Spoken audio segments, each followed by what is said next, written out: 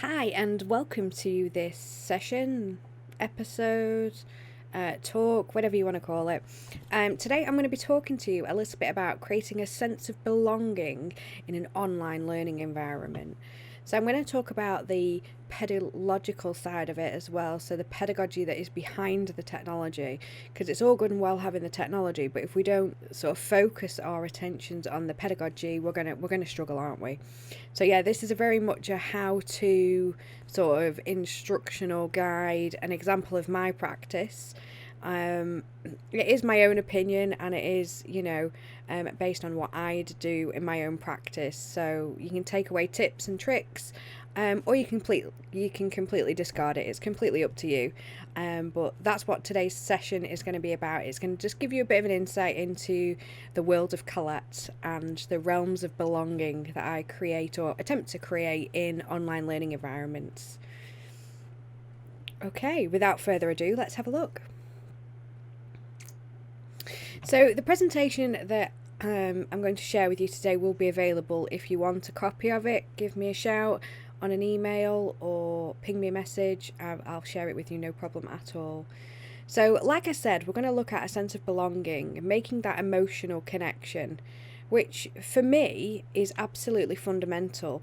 If I don't have that connection with my students, I don't feel like I'm being effective in my role as a teacher. I feel like getting to know my students and really sort of building up that rapport is so important. So yeah, for me it is absolutely fundamental. So this is my name, Colette Mazzola Randalls, and I am a senior tutor for learning, teaching and assessment at Blackpool Macleod College in the Computing and Digital Technologies department. Okay, so a lot of time we read about pedagogy versus technology, and it's not about the technology, it is about the pedagogy. So it's about the theory behind the teaching and learning, so making sure that it is sound theory, and the technology aids us to be able to communicate with people online. So it's obviously you need to get to grips with the technology, but in terms of teaching and learning, it's very much about the pedagogical aspects of teaching and learning and how you're going to develop different sort of pedagogies to enhance your teaching style, let's say. So it's very much about the pedagogy, and that's where my presentation starts. It looks into the research and it sort of delves into lots of different theories and suggested research. Okay, so to start, I think the best thing we should do is sort of set the scene. So, what is a sense of belonging? So, I've done quite a lot of research in this area. I'm writing a paper on it at the moment, coming soon. Um, so, belonging in the research suggests that it's about being a part of something, being a member of a team, or feeling like you are connected to something. So, if we put this in a teaching learning perspective, it's when you're in the classroom and you have those sort of general conversations with students. Hey, how was your weekend? Did you have a good time? Getting to know the students on a more personal level, so then they feel comfortable. So then when they walk into the class, they're like, hi Claire, are you all right? Have you had a good weekend? That sort of informal, empathetic sort of wraparounds that we do as teachers. And I personally, I think that is how I create that rapport and that sense of belonging. I think I really sort of get to grips with who my students are, what makes them tick, and really try to understand them as an individual, which is obviously not always easy, and especially with technology it can have an impact. But that's what today's all about. It's about talking you through how I do it, what I do, when I do it, all that sort of stuff. So I have added a reference there by Belonger and Zuckerman and Kessler, sorry. So feel free to check out that reference if you wish to. But it's about being connected, about that togetherness. So a lot of teachers that I've spoken to, they talk about belonging, but they also talk about how to maximize that sense of participation in an online learning environment. So it's not even a case of, you know, I want to get to know my students. I want to build this community. I want to feel that they belong. The most popular question that I get asked is, how do I get my students to participate more? And I've done quite a bit of research into this as well. And Rogers talks about maximising participation in a high school environment and university student online. And some of the tips that he actually has are quite interesting, really. And some, I've not used them all, absolutely not, because I think that'd be insane. I don't think we'd be able to use every single one of these. If you can, kudos to you. But I pick and choose the ones that I feel are most suitable to my teaching style. So, replicate as much as possible the structure of session delivery in a physical environment. So, learning objectives and activities. Now, I can somewhat relate to this, but there's a part of me that thinks that, we shouldn't be replicating the in-class sessions, because it is a new world, it's a new dynamic being online, so we need to kind of find our own identity in the online space. But I agree with his research where we should have objectives and we should have activities, so I partly agree with that one. Give clear ground rules for students about participating. I think that's absolutely fundamental. I think we should be doing that as an absolute standard, which we would do in class anyway. Explaining the support that students will receive, so it's a two-way communication. There needs to be feedback. You need to know that students are aware of how to participate in the online environments. That's really important. Making sure your students know the times of the sessions. That's also absolutely fundamental. We don't want people turning up late, just like you wouldn't in the classroom. So setting up appointments in Microsoft Teams, for example, or links to a Zoom meeting or something. Getting students to really use the calendars to organise their time is a fundamental part. Chunk down content. Well, that could be done. I can't say I've done that, because as a teacher we have a lot of curriculum to get through, and we have our own sort of ways of doing things. I think instead of chunking down content, I would say I've approached a more flipped learning approach. So I will give students pre-learning that they need to complete before the session, which allows me a little bit more flexibility in terms of delivery, which is always helpful. Provide range of different tasks and activities. Absolutely. Switch it up, make it active learning, make them really get engaged and get them thinking about the content. Make sure the tasks and activities are challenging. 100% agree with that. Give them something that's maybe going to push them outside of their comfort zones just a little bit, just to get them sort of encouraged and, feeling that adrenaline, is that said right? Oh, I'm not sure. Give students some choice. So in a couple of slides I talk about the sharing of power, making sure that the students are involved in the co-creation of the content, which I think is a good point actually. I think it's important to make sure that they feel that they've got ownership of their learning just as much as you have of delivering that learning. So having that shared ownership is definitely a key point there, I think.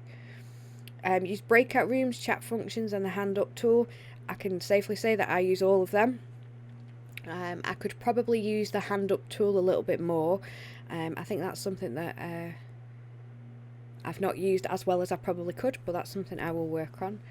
Encourage collaboration. So we will get into that a little bit later, but I absolutely encourage collaboration.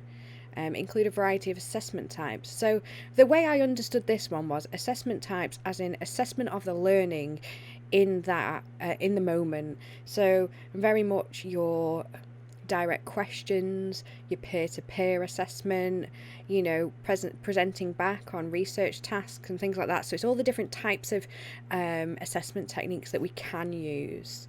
And that also feeds in with checking the student's understanding of the topic. So as an educator, whether you're online or in the classroom, you've still got that clear assessment point for the student. Variety of questioning techniques. My favourite at the minute, I think, is the bounce question.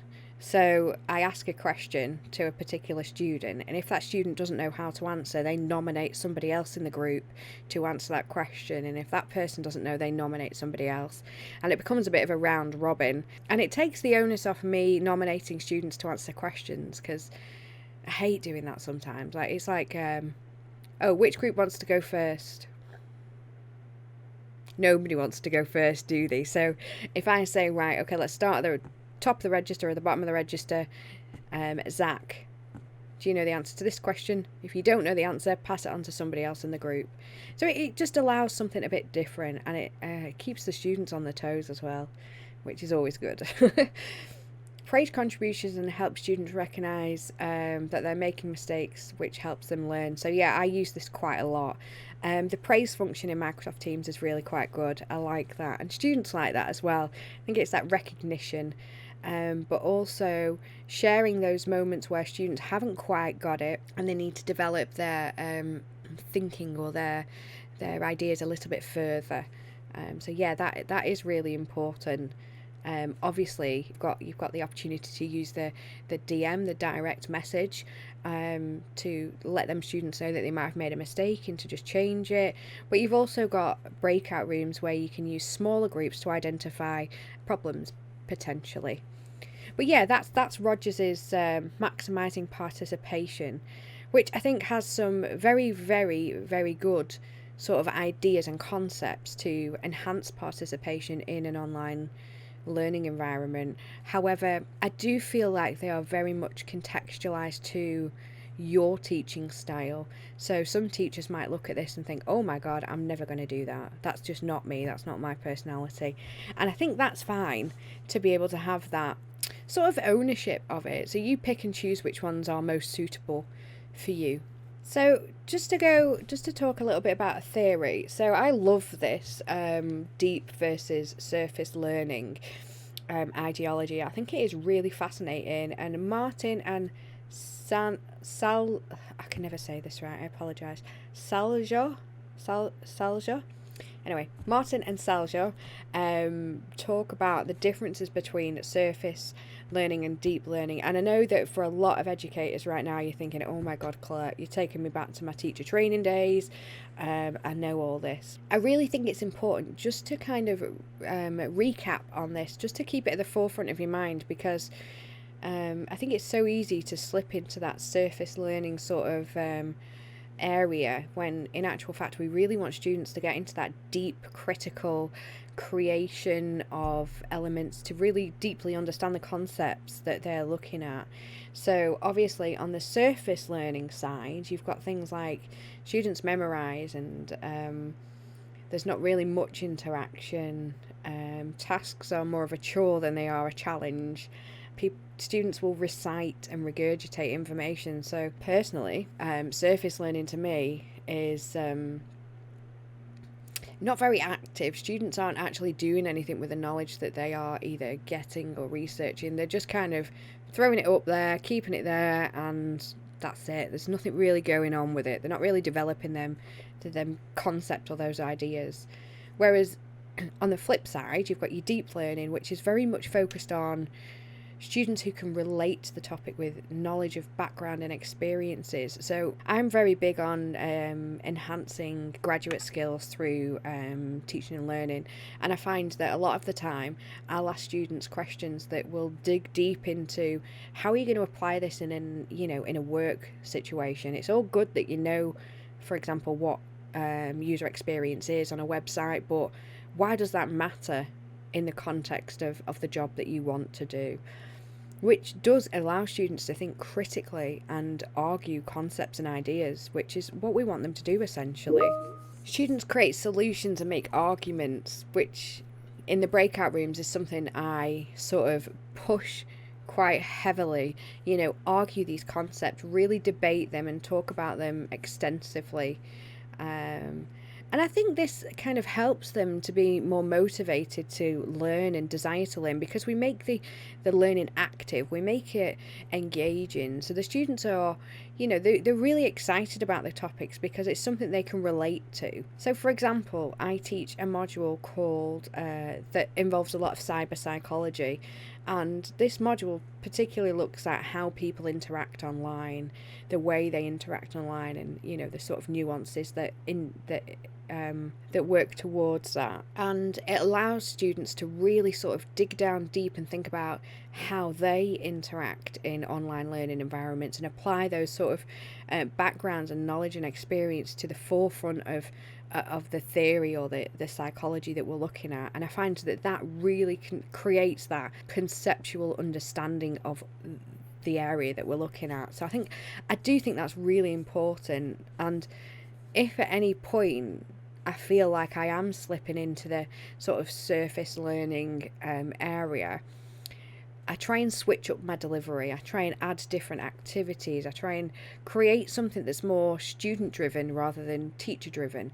Because I think if I'm sat here talking and students aren't actively getting engaged, or, not really answering questions, I'm not doing my job properly. I'm not creating that community, that collaborative environment. So I think it's really important to just recap sometimes and just think, how do I encourage that rigorous and relevant sort of motivation towards the learning? How do I do that? And I think one of the ways I do that is by knowing my students and knowing how they tick.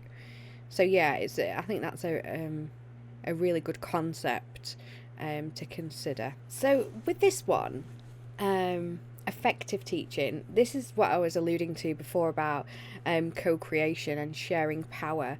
Lubisa Naroka indicates that to share the power within the classroom or within the online environment is really, really key to helping students feel empowered and feel like they can teach each other and peer-to-peer learning. And a lot of the time I do negotiate the tasks that I ask the students to do with them. So I will give them that ownership, and I'll sort of pass it over to them and say, this is what we need to learn today. Would you like to do it in this way or this way? And give them options to really sort of give them the opportunity to get involved. And my favourite quote of all time is, "Tell me and I forget, teach me and I remember, involve me and I learn," by Benjamin Franklin. And I think that is absolutely key to this specific theory. So effective teaching, the co-creation of learning. And I think also it develops that sense of belonging, because students feel that it's a two-way sort of delivery. It's not a case of, you're the teacher, I'm the student, I'm going to learn everything from you. It becomes a partnership. It becomes a journey where we're all learning. We're just at different levels of learning. So, help me out here. You might know the answer before I know the answer. I am not the font of all knowledge. So I think that was a really sort of key theory that I wanted to point out, and obviously I got my favourite quote in there as well. So before I talked a little bit about getting to know your students, getting to know their personalities, getting to know how they tick, and the theory behind that is socio-affective strategies. So it basically allows that non-academic nature to appear in environments, whether that's in classroom environments or online environments. Getting to know your students, humanizing the experience of online teaching and learning. One of the biggest things that sort of shone when I was talking to staff about sense of belonging was, students don't see me as a human being. And I was like, what? How is that even possible? But then when I sort of reflected on it and I thought about it, I thought, well, yeah, actually, you're right, because we're just an image on the screen. We haven't got that physical proximity where, all your senses are there, so you smell, taste, and all that sort of stuff. But because we've not got that proximity, what impact does that have on the students? And it does have a massive impact on the students. I had a student last week who did a reflection for me, and he said, "Thanks for that episode, Colette. It was really good." I was like, episode? Are we watching a sitcom? Are we watching a TV show? Like, it was a lesson, but the fact that they said it was an episode, I was like, okay, fine, fair enough. That's the way they see it. I don't know whether that's because it's via digital or I don't know, but I thought that was a really interesting point. Getting to know your students, show them your world, connect with your students. In the current situation, we don't really have much choice in the way that things are being done, so hopefully by being a part of this bigger picture, students will be more empathetic to our situations, and it becomes a joint sort of learning journey. We're always going to have technical problems, we're always going to have little things that go wrong, but by having that shared sort of empathetic view on it, I think that really sort of helps. I think it definitely helps. But that is called socio-affective strategies. So I thought I would just throw that one in there for you guys. And there's a reference there to language learning strategies. Okay, so I've gone through enough theory now. I'm done with theory. I'm happy to move on from it. I hope the theory bit was really interesting for you. I really do think it's an important key element to creating a sense of belonging and making those emotional connections. So the next bit that I want to talk about is rules of engagement and the interesting debate on cameras on versus cameras off, because this is a massive area of research at the moment in the world of online learning, and there's a lot of ethical considerations that we need to take into account. So, you know, the anxieties of students showing their online world, you know, students not wanting to come on camera because they're insecure about their environment or the technology. I think it was called technology poverty from what I read, I think. Don't quote me. But yeah, there was lots of interesting points for this debate. But my rules of engagement are very much cameras on, audio on if possible. Use the hand up feature if you have got a question. Use the chat if you want to use the chat whilst I'm talking, so then you don't forget your question, because I am the world's worst for that. If I've got a question and I don't say it straight away, it's gone. It's gone completely. So yeah, I'd love to know your thoughts and opinions on the debate of cameras on and cameras off, because I think it's definitely a fascinating topic to talk about. But for me, I think the way I teach, I'm very visual. I'm a visual person. I use my hands a lot, as you can see, and I think I need that body language, that, you know, that recognition, the facial expressions. I think that's really important for me as a tutor teaching online. So the next bit I'm going to look at is different types of communication. So when I did the research, there was quite a distinct disparity between human to human non-visible communication interaction and human to human interaction. And I've come across this before, because in the module where I teach cyber psychology, there's a lot of research to say how things can be misinterpreted in text conversations, especially the use of emotion. It's very difficult to get your emotions across in text. And I have got a video that I'd like to show you that just kind of, it's a bit funny, it's a bit silly, that just amplifies the fact that text communication can be misinterpreted. Just before I press play, I will say that by no means am I promoting any of the things that are done in this video. It's just simply to show you a miscommunication of information via text message. So I hope you enjoy it.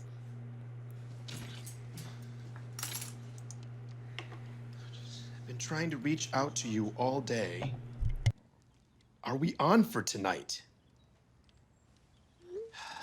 Jeez. What? You can't catch me. You can't catch me. I'm Lance Moore. Touchdown, bitch. What? Pause.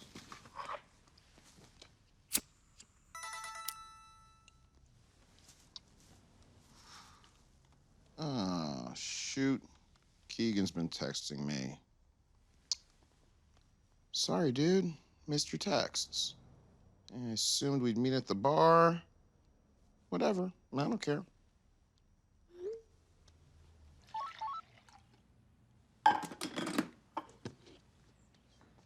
Sorry, dude. Missed your texts. I assumed we'd meet at the bar. Whatever, I don't care. Whatever, I don't care? The is his problem? Do you even want to hang out? Do you even want to hang out? Oh, that's considerate. Like I said, whatever. Like I said, whatever? This guy. Jesus, you are priceless. Aww.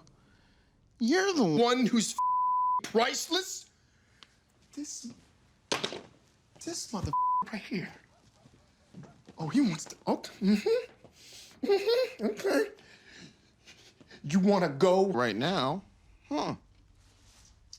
Guess I could do that. Okay. Okay, let's go. He said, okay. Okay, let's go.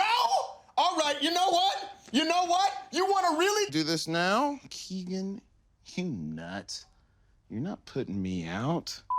Yeah, let's do it. Oh, you asshole. First round's mine. Oh, no. Oh, no, there ain't gonna be no rounds, asshole. It's gonna be a street fight. This son of a... Cause tonight we gonna party like a party down. No! Buddy! Like I said, first round's mine. A beer and a gimlet. For my partner, Ray. What's that? I got you a baseball bat with nails in it. For my post-apocalyptic Jackie Robinson costume, how did you know? So as you can see, that is an excellent example of miscommunication. I know it's not politically correct to showcase some of the things in that, but I just thought it was a really good example of how people can miscommunicate things quite easily through text conversation. And I think personally this has happened in classes before. You know, students will post something in the chat and maybe the tone of it's not quite gotten through to the teacher, and students are struggling, but you don't quite get that in the text conversation. So, you know, having the text conversation is very good for students who don't have audio, but just be aware of some of the problems that could occur. Another area that I talk about quite often in my psychology, cyber psychology class is the use of emoticons and emojis and the impact that they can have, because it's very interpretive and everybody interprets something differently. So for example, I interpret this first emoji as laughing really, really hard, like really hard. I interpret this one as, you know, all loved up and happy. The next one, you can't really see it, I think, is somebody blowing a kiss. The next one is love. And then the final one, oh, I'll move out of the way, is shyness. So I'm feeling quite shy about that. But I'm sure you will have your own sort of interpretations of these emojis. Non-visible interactions can be, you know, we want to make the environment comfortable for students. We want them to feel like they can that they're empowered and it's their sort of environment as well as ours. So making sure that, you know, students are aware that if they are using text conversations, that, you know, they're making it clear in how they are using language. It's really, really important to do that. So yeah, that was just a little bit of information about non-visible interactions. So on the flip side of that, we have synchronous human-to-human visible interactions. And unfortunately, I don't have any funny videos for this one. But what I will say is, you know, having that face-to-face sort of interaction, the body language, and all the different areas that, you know, enhances that sense of belonging. I really feel, for me as an educator, I can get to know my students when I can see them, when I can really get to grips with, you know, if they're smiling, if they're laughing, if, you know, they roll their eyes at something that you've said that's, you know, not funny at all. That normally happens to me. But yeah, I think you get a better sense of the student, and I think as an educator, I will always have my camera on, because for me, as you know, I would always be stood up in front of the classroom, so trying to replicate that situation is I think that's important. But again, you know, there's always going to be problems with visible interactions. Not everybody wants to use cameras. I know there's that big debate on cameras on versus cameras off, but even with the absence of physical proximity, you know, there is still elements of human to human interaction that can be enhanced in an online environment. And I do definitely think that the use of cameras can enhance that sense of belonging and that emotional connection. A lot of my staff say that the use of one-to-ones and having cameras on, really the students feel more secure and they open up a lot more, and it's much more accessible for the students, which is always good to hear. But for me, from my perspective, I would definitely encourage students to have cameras on, to have that natural sort of communicative flow. So like I said, it increases engagement and interaction, and it is similar to face-to-face delivery. Obviously it's not the same in any way, but it could humanize the learning and teaching, which is essentially what we want to do in this online learning environment. We don't want it to be, a podcast, for example, where there's no visuals. We want it to be more of a humanized approach. So having that supportive community, that community of practice where students can collaborate and feel like they are part of something, because that's essentially what a sense of belonging is, being a part of something. So I would like to show you just how I create these sense of belonging in my Microsoft Teams. So I use breakout rooms quite often in my teams, and as you can see on the screen here, there's a couple of examples. So depending on how big the group is, the breakout rooms, I would only ever have maximum of 6 people per group. Now the reason I say that is because I think 6 is enough, but 3 is too little. So I always try to do it at 6 per group, but obviously there is a disparity depending on how many students I've got, so on and so forth. But in the breakout rooms, I'll give them individual activities that they have to complete as a group, and then they'll have to come back at the end of the session and maybe pair, share and compare.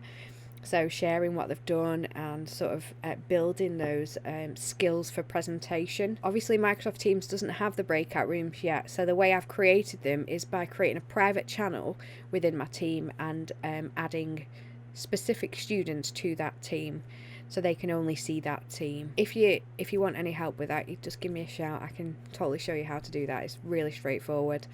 But yeah, so teams and breakout rooms are, for me, the way I develop active learning, the way I get that deep learning into the curriculum online. I think it's a really good idea, and I think it's something that the students enjoy as well, which is important, because if they're not enjoying the learning experience, it's going to impact negatively. So the fact that they are enjoying it is really positive.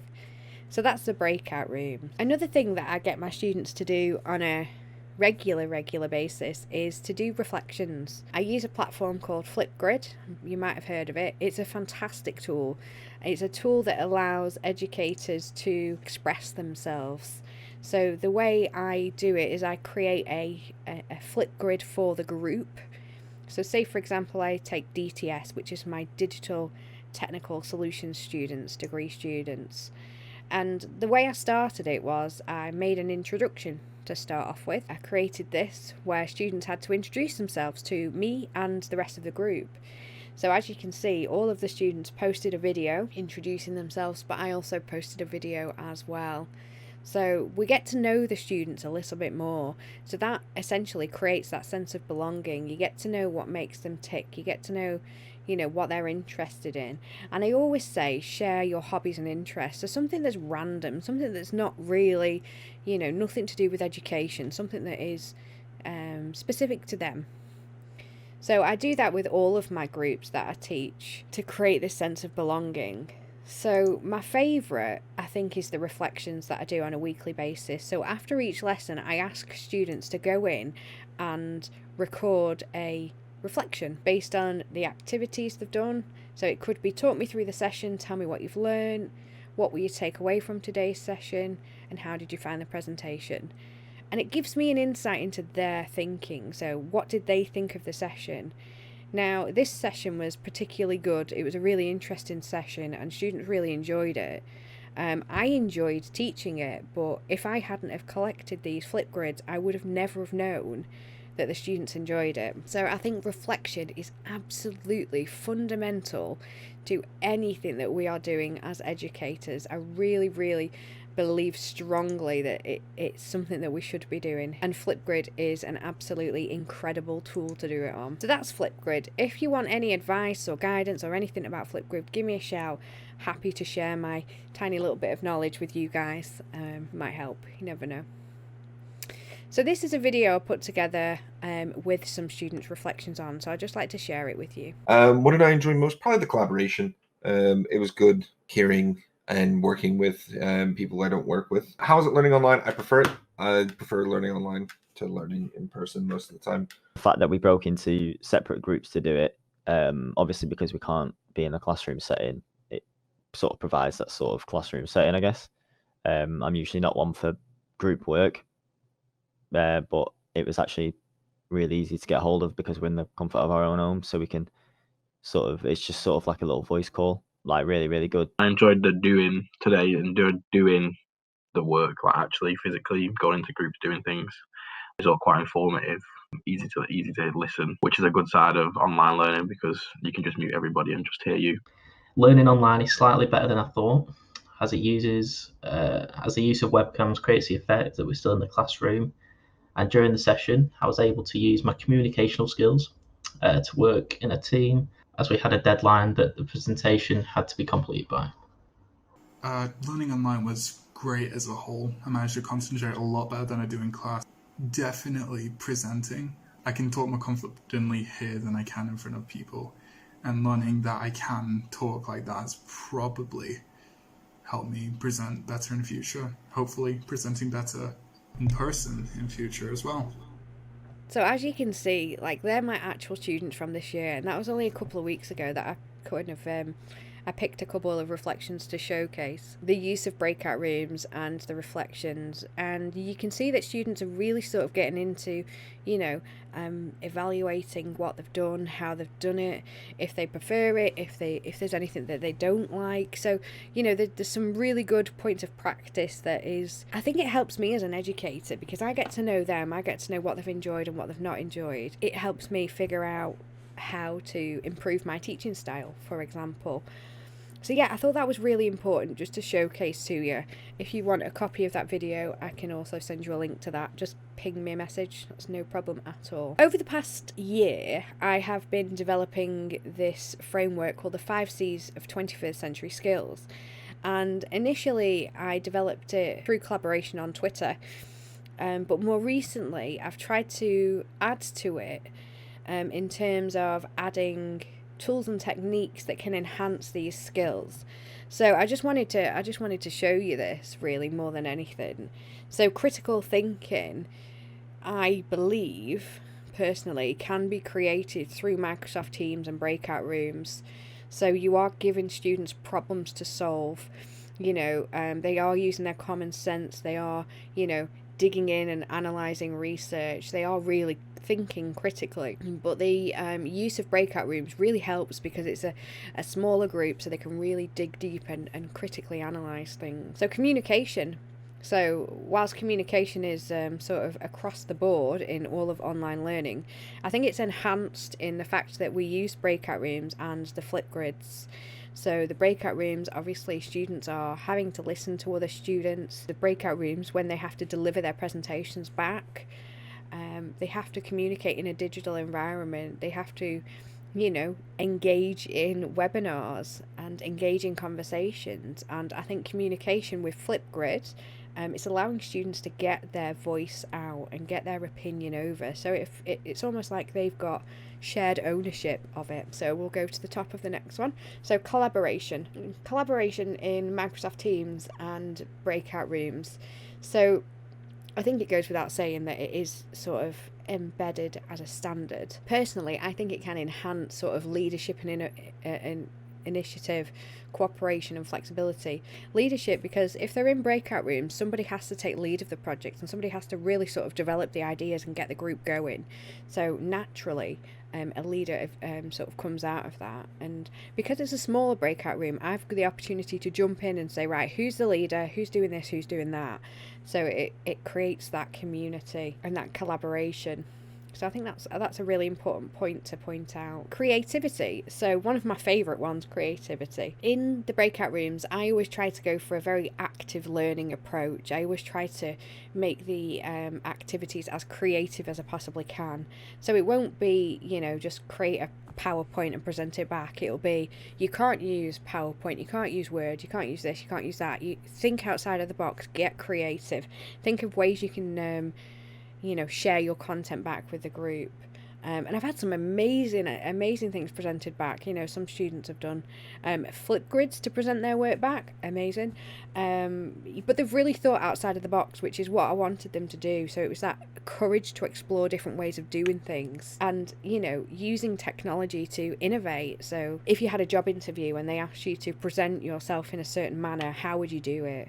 You know, what sort of creative way would you actually present? And breakout rooms has absolutely been a key port for that. Then the final one, so Flipgrid and breakout rooms. So the consideration of digital well-being and identity. So obviously we talk about that quite a lot in groups, and we talk about, you know, making sure that you are having time away from your screen, you're not at the screen all the time. Creation and curation of podcasts, webinars, things like that. The Flipgrids really enhance that, because students are creating those Flipgrids, they are creating those select pieces online, and they are building a community, aren't they, within their breakout rooms. They're building that little community, and then in the wider group they're building a community that is, you know, the whole group as a community. So in terms of the 5 C's of 21st century skills, I really do feel that Microsoft Teams and Flipgrid really work succinctly to create this environment and this online experience that can enhance these skills. I will be doing some research on this over the next year or so, so hopefully this is a coming soon moment. But yeah, as a starter, that should give you something to think about. Okay, coming to the end of my presentation now. So this video makes me laugh every time I watch it, but this is something that I share with my students at the very beginning of term.